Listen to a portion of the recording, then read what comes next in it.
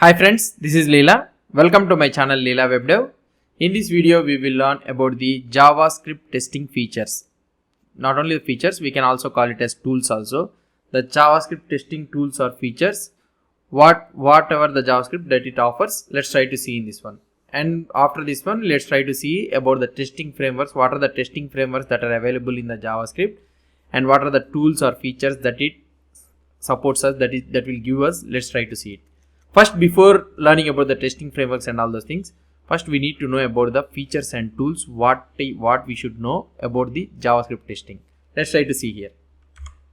First one, a testing framework is a tool. Testing framework is also, it's a tool only, or a set of tools that helps you perform unit testing. So testing framework is a tool or a set of tools which helps you perform the unit testing.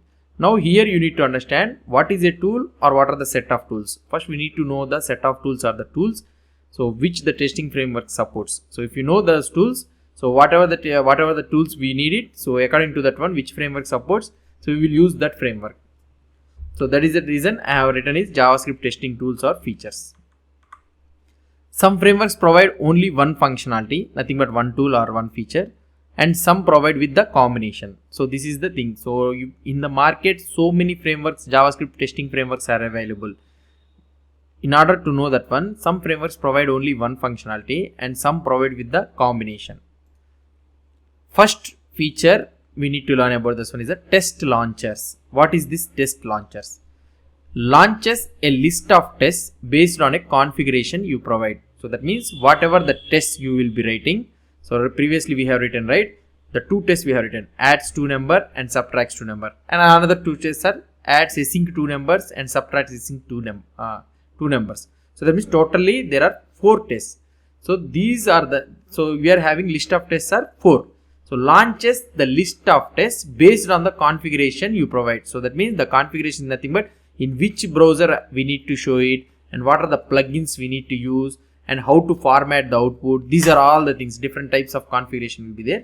So taking all those configuration into consideration, and it will show you the list of all the tests that has been done and what are the tests that has been passed and failed. So these are all the tests, it will show you the details. So launches the list of tests. This is a test launcher.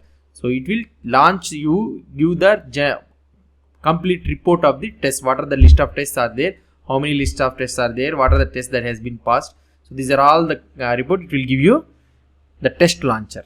Okay, so this is the first tool. Generally test launchers are used to launch your tests in the browser or in Node.js with user config. So general test launchers where we will be using to launch your test. So that means to see the reports in the browser. So browser means, so something like a web server portal will be open, something like localhost colon 8080, something like that, it will be opening, and in that localhost you will be able to see all the details of your test results. So you will be able to see in the browser or in the Node.js if you are working in the backend or anything means. So you can also check with the Node.js, and all those things results are shown according with the user configuration. So how the user sets the configuration, it will show you the test details, test results. Next one is the testing structure. So this is also one of the important. It refers to the organization of your tests. Organization of your tests means how you organize your tests. So it refers to that one. Nowadays tests are usually organized in BDD structure. So this is the one type of organization. We know about the TTD and BDD, right? So behavior driven development and the test driven development. So testing structure, so gives you about the organization of your tests. So testing structure is nothing but, so how you organize your tests in your BDD or the TDD. So nowadays the tests are usually organized in BDD structure that supports behavior driven development. Testing structure providers help you arrange your tests in a readable and scalable way.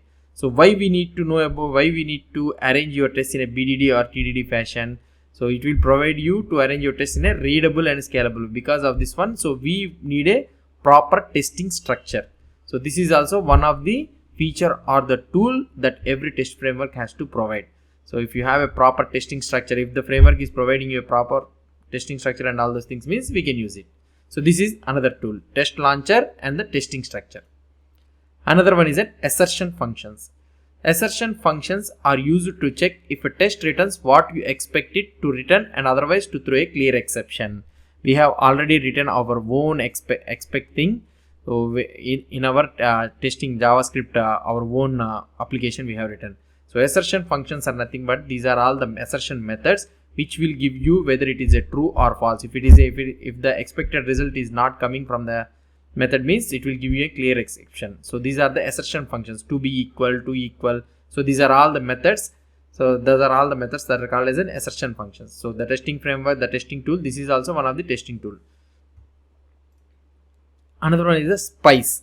Spice are attached to functions to provide extra information about them. Spice means, as the name itself indicates, that it is a spy. So the spice are attached to a function, whatever may be the function. So you will be having one function and you will be attaching the spy to the function to provide extra information about them. So that means in order to get an extra information about the function, so we attach a spy to that function. So what is that? What is that extra information? For example, how many times a function was called, in which cases, by whom, what arguments are passed to it in each call. So these are the type of things if you want to get a report about that function means. So we will be using spice for that one. So this is also one of the testing tool.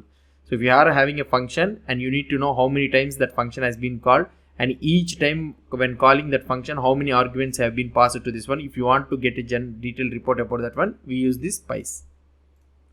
Another one is stubbing or dubbing or function mocking. So this is also one of the thing. Mocking replaces selected methods of existing modules with user supplied functions in order to ensure expected behavior during the test. For example, you are having a function and you have some logic inside the function. Now you want to duplicate you want to mock that function. So now you want to get some expected behavior out of the function. So now you want to replace that functions with with another logic. So like for that one, we will be using function mocking. Function mocking, what it will try to do is replaces the methods of existing modules of existing code with user supplied functions. So whatever the testing provider gives you the function, so it will execute that function with that name. So in order to ensure that expected behavior. So this is nothing but a function mocking or function dubbing. Dubbing means, so just we are translating so that we can get our own expected output.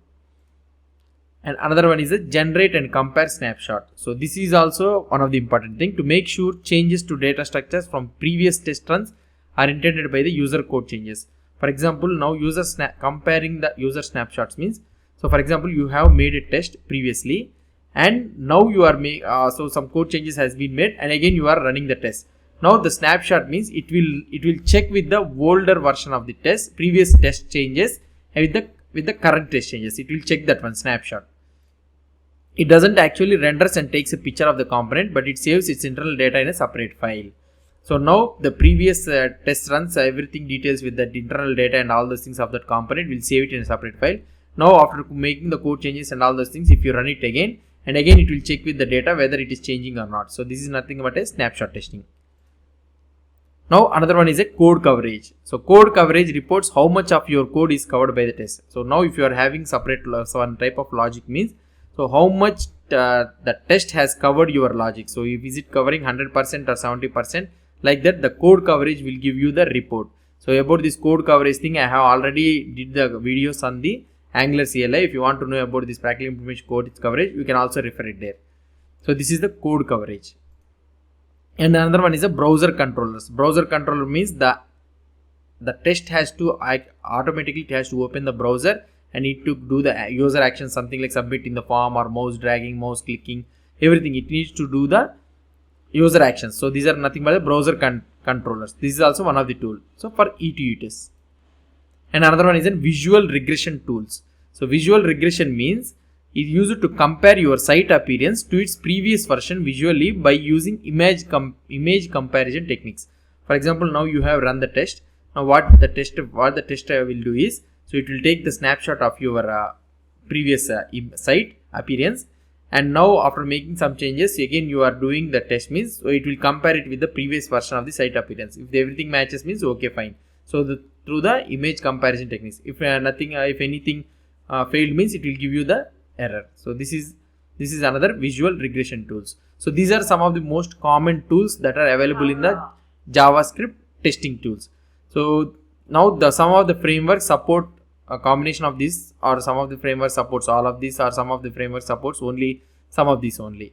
So in the next video we will try to see the most common popular frameworks that are available in the market, and we will see what are the different types of features that will support those testing frameworks. Let's try to see it in the next video. Hope you understood about this JavaScript testing tools and features. So if you have any doubts or any suggestions, please post the comments below to this video. And if you like this video, please do support me by subscribing to my channel. Thank you.